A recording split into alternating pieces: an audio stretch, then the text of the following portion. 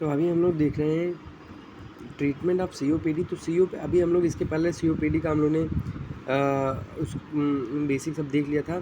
अब उसके बाद इसका ट्रीटमेंट पार्ट बचा है।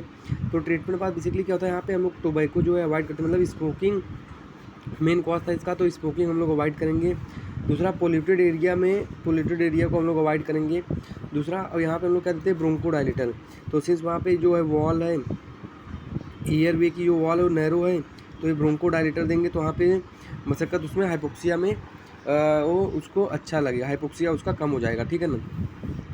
अब कोर्टिकोस्टेरॉइड देंगे तो ये जो है इन्फ्लामेशन वगैरह कम करेगा, इन्फ्लामेशन वगैरह करेगा। पर क्या करता है बेसिकली ऑस्टियोपोरोसिस वगैरह करता है, ठीक है ना। तो इसके लिए यहाँ पे विटामिन D3 प्लस कैल्शियम की भी टैबलेट देंगे उसको ट्रीट करने के लिए, इसके साइड इफेक्ट को ट्रीट करने के लिए। ये हो गया। उसके बाद कुछ पल्मोनरी एक्सरसाइज टेस्ट होते हैं ताकि जो है लंग्स को बेसिकली क्या करें, हेल्दी रख सके थोड़ा सा, क्योंकि वो पूरा लंग खराब ना हो, तो लंग को हेल्दी रखेगा। तो पल्मोनरी एक्सरसाइजेज टेस्ट होते हैं, जैसे ब्रीदिंग टेस्ट होते हैं कुछ, उसको हम लोग कराते हैं।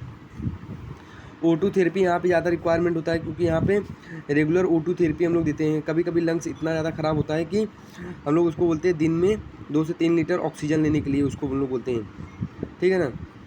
उसके बाद अगर अल्फ़ा-1 एंटीट्रिप्सिन की डिफिशियंसी है तो हम लोग उसमें लंग ट्रांसप्लांट ही HLA मैचिंग के थ्रू हम लोग लंग ट्रांसप्लांट करा देते हैं, ठीक है।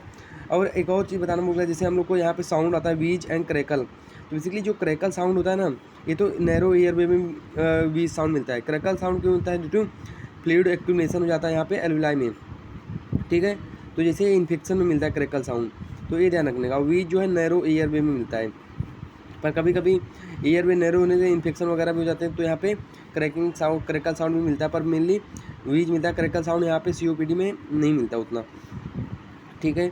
उसके बाद यहाँ पे अगर बताऊँ क्लबिंग ऑफ नेल, ये मैंने नहीं बताया, क्लबिंग ऑफ नेल ये COPD में बेसिकली लेस कॉमन है, अगर रेस्पिरेशन पे आएंगे ना, रेस्पिरेटरी डिजीज़ पे, तो लंग फाइब्रोसिस या फिर ब्रोंकियल कार्सिनोमा हम लोग को ध्यान में रखना है कि क्लबिंग लंग कैंसर होगा या फिर ब्रोंकियल कार्सिनोमा होगा, सॉरी फाइब्रोसिस होगा।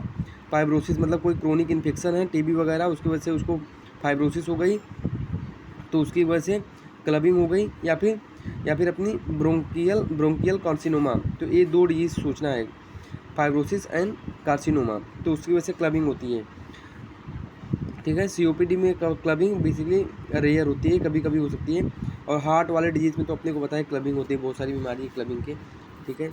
तो this is all about the COPD।